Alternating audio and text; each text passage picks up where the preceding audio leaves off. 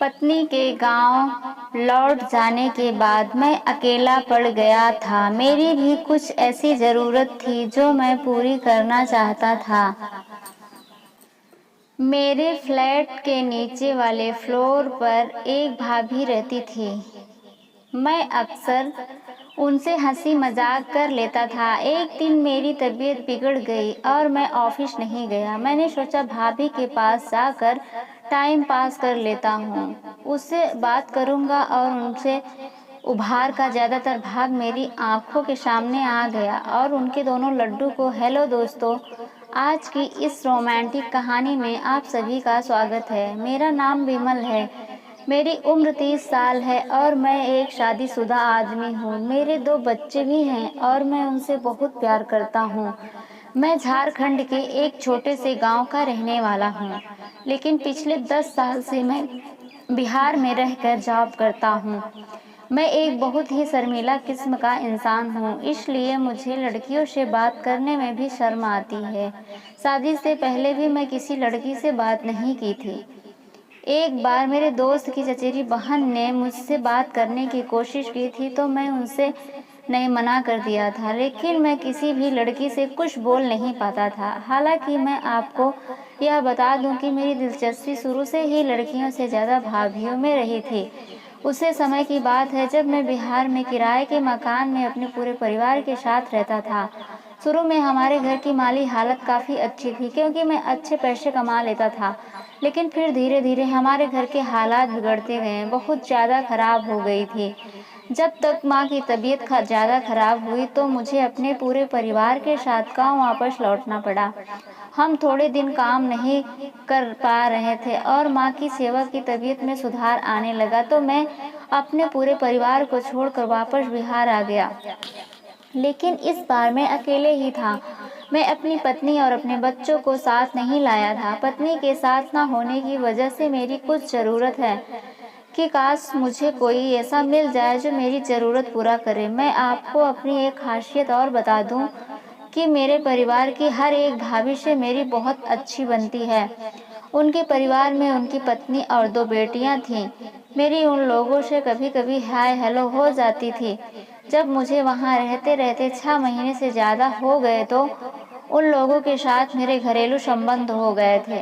हम कभी कभी साथ मिलकर लंच और डिनर किया करते थे और कभी कभी साथ में घूमने भी जाया करते थे। भाई साहब, मैं किसी को धोखा नहीं देता हूँ। भाभी मुझसे बहुत अच्छे से बात किया करती थी और भाभी को हॉस्पिटल जाना होता था तो वह मेरे साथ ही जाती थी।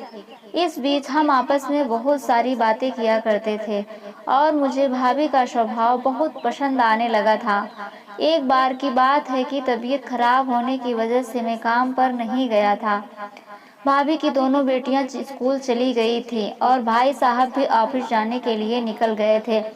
मैं अपने कमरे पर अकेला ही रहता था। जब सब चले गए तो मैंने सोचा कि भाभी से पास जाकर ही टाइम पास करता हूँ। उनसे थोड़ी देर बात करूंगा तो मेरा भी मन हल्का हो जाएगा और मुझे घर की याद भी नहीं आएगी। जब मैं भाभी के पास गया तो वह किचन में कुछ काम कर रही थी। मुझे देखते ही वह बोली, क्या हुआ देवर जी, आज आप काम पर नहीं गए? और मुझे घर की भी बहुत याद आ रही थी।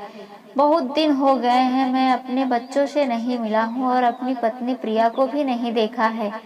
मैं भाभी से किसी भी तरह की बात करने में शर्माता नहीं था और मेरी पत्नी भी बहुत दिनों से मेरे पास नहीं है। कभी कभी तो लगता है कि उड़कर उसके पास पहुंच जाऊं। और इतना कहकर मैं हंसने लगा। वह बोली, मैं समझ सकती हूँ कि आप पर क्या बीत रही है। आप थोड़ी देर यहीं बैठो, मैं आपके लिए चाय बना कर लाता हूँ।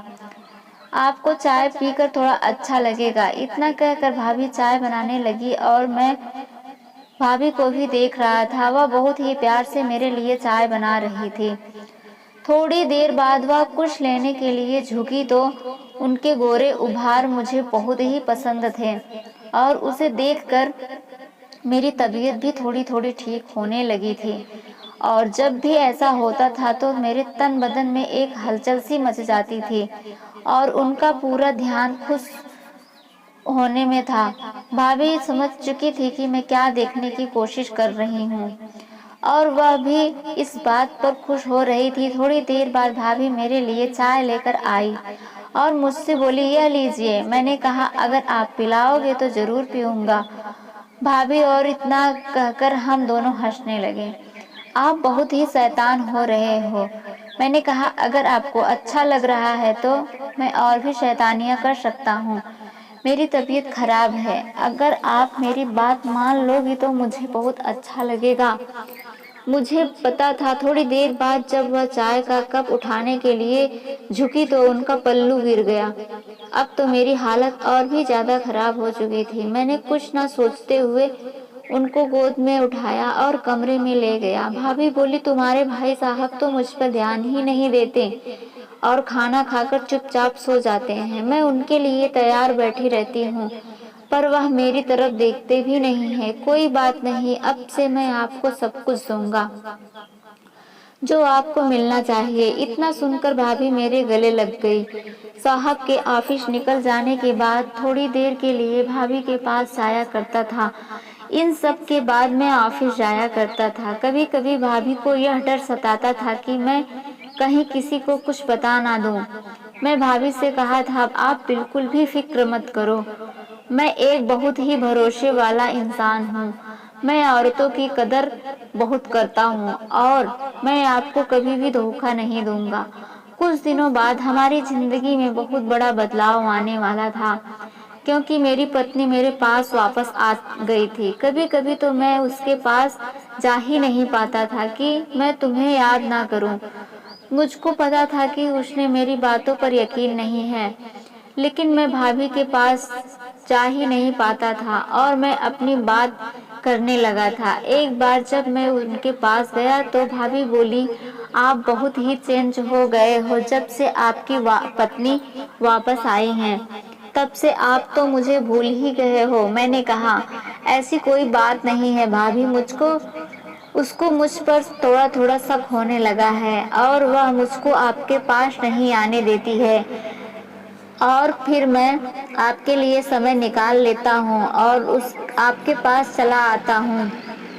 थोड़ी देर बातें करने के बाद हम दोनों आपस में समा गए और फिर मैं ऑफिस में चला गया। कुछ दिनों बाद मेरी पत्नी को मेरी शर्ट पर लिपस्टिक के निशान मिले। मुझे पहले से ही पता था कि तुम्हारा उस चुड़ैल के साथ चक्कर चल रहा है। मैं अभी जाकर सब कुछ भाई साहब को बता दूंगी और तुम दोनों का पर्दाफाश कर दूंगी। मैंने कहा, प्लीज तुम ऐसा कुछ भी मत करो, मैं आपको कभी भी उनसे बात नहीं करूंगा। आपके बच्चों को पालने में लगी थी और आप इधर मुझे धोखा दे रहे थे। आपको शर्म नहीं आती क्या? यह जरूरत है आपके लिए इतनी ज्यादा जरूरी है कि आप अपनी पत्नी को धोखा दे दोगे तो आप क्यों नहीं रह पा रहे थे? आपने मेरे बारे में एक बार भी नहीं सोचा, आपने बच्चों के बारे में भी एक बार नहीं सोचा। अगर फिर भी आपको उस औरत से इतना ही प्यार है तो आप मुझसे कह दीजिए और सब कुछ बर्दाश्त कर सकते हैं, पर अपने पति का बंटवारा बर्दाश्त नहीं कर सकती और मैं भी बर्दाश्त नहीं करूंगी। अगर आपको मेरे साथ रहना है तो मेरा ही बनकर रहना होगा। मैं अपनी कुछ पलों की जरूरत के लिए अपनी पत्नी का दिल दुखाया है। मैंने उससे माफी मांगी और बोला, आगे से कभी भी ऐसा नहीं होगा। तुम कभी भी मत जाओ और मेरे साथ रहो।